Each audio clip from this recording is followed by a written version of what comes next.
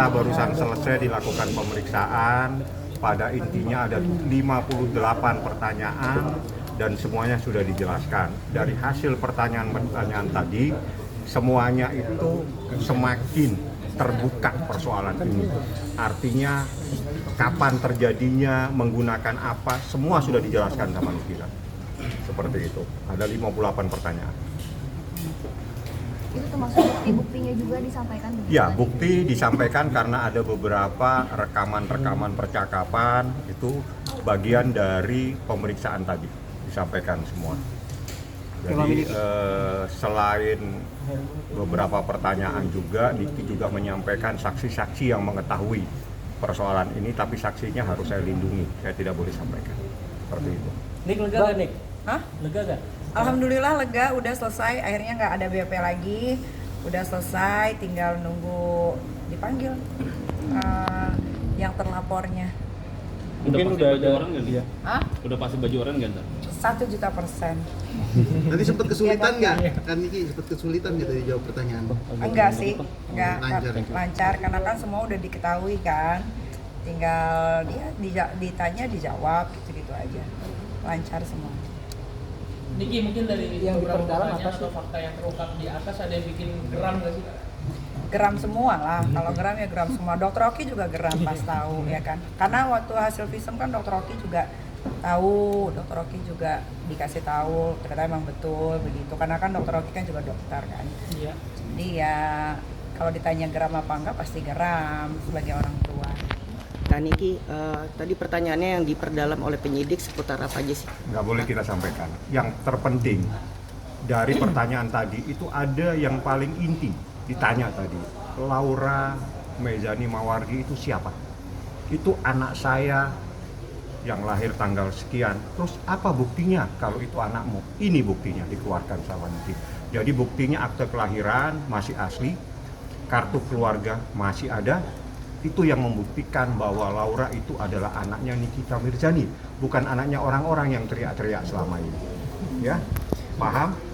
Itu yang paling penting. Kalau itu saya jawab boleh, yang lain saya tidak boleh jawab.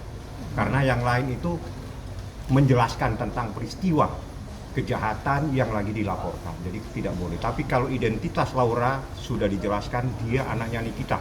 Jadi yang punya hak adalah Nikita Mirzani berdasarkan akte kelahiran dia belum 18 tahun. Oke? Tadi kalau misalkan Fadil jadi tersangka emang beneran mau jadi rubuhin rumahnya Fadil? Jadi tadi udah konsultasi juga, boleh nggak dirobohin rumahnya, tapi katanya nggak bisa masuk mobil buat ngancurin rumah, jadi terpaksa harus sewa tukang, mungkin 20 orang untuk merobohin rumahnya. Kan ini ada isu di luar, ada isu-isu aja gitu kan, ada isu katanya Rasman udah mau ngelepas jadi kuasa hukum. Nah itu gimana pandangan? yang kenal Bang Rasman, ya sekarang kita Biar panggil oke aja. Abang.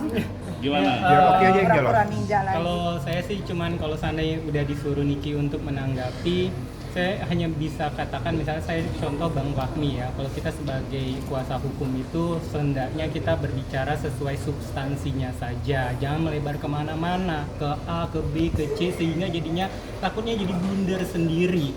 Dari awal juga sudah saya bilang, seandainya kalau mau mengambil kasus seperti ini tolong hati-hati, jangan sampai malah jadinya nama baik Abang atau saya bilang Bang Rasman akan jadinya tercemar, karena sebenarnya duduk kasus ini kan udah jelas sekali ya sebenarnya, tapi karena terlalu jauh menurut saya, terlalu melenceng kemana-mana antara A, I, U, E, O, akhirnya ya jadinya blunder sendiri. Layaknya kalau menjadi kuasa hukum, misalnya kalau saya lihat Bang Fahmi ya, kalau kalian sebagai wartawan kan kalau kalian tanya A, beliau jawab A, kalau seandainya udah di luar dari substansinya beliau tidak mau menjawab.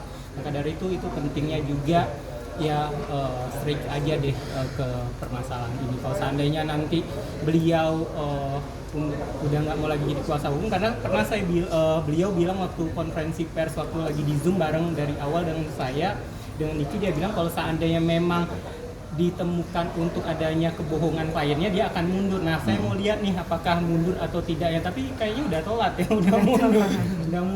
udah telat sih gitu.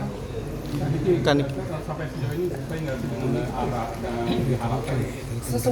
Semua sesuai on the track, tidak terlalu lama, tidak terlalu cepat. Memang tadi juga ngobrol di atas, polisi berhati-hati dalam menangani kasus ini karena kasus ini bukan kasus yang biasa ya Bang ya. Ini kasus anak di bawah umur, jadi semuanya harus detail. Rumah sakit, orang-orang yang membantu, segala macam itu harus ditanya. Dan alhamdulillah semuanya sudah rampung, tinggal saksi-saksi yang kemarin jadi saksi klarifikasi, sekarang di BAP ulang, itu aja. Kan ini kan salah satu kasus dari mungkin sekian banyak yang nggak PK. Mungkin bisa ada yang sampaikan gitu. Iya, nah ini juga untuk para ibu-ibu atau orang tua di luar sana, kalau kalian punya anak masih di bawah umur, mendapatkan kasus yang sama seperti saya, jangan ragu, jangan takut untuk segera melaporkan ke kepolisian terdekat di rumah masing-masing, daerah masing-masing gitu. Insya Allah Pak polisi pasti bakal menindaklanjuti. Kan baik. Laura nanti bakal diperiksa juga kan? Iya. Udah siap mendampingi juga kan? Siap.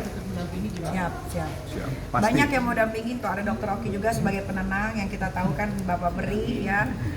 Ada juga abangku nanti, ada juga aku, ada Bang Fahmi, semuanya udah siap mendampingi.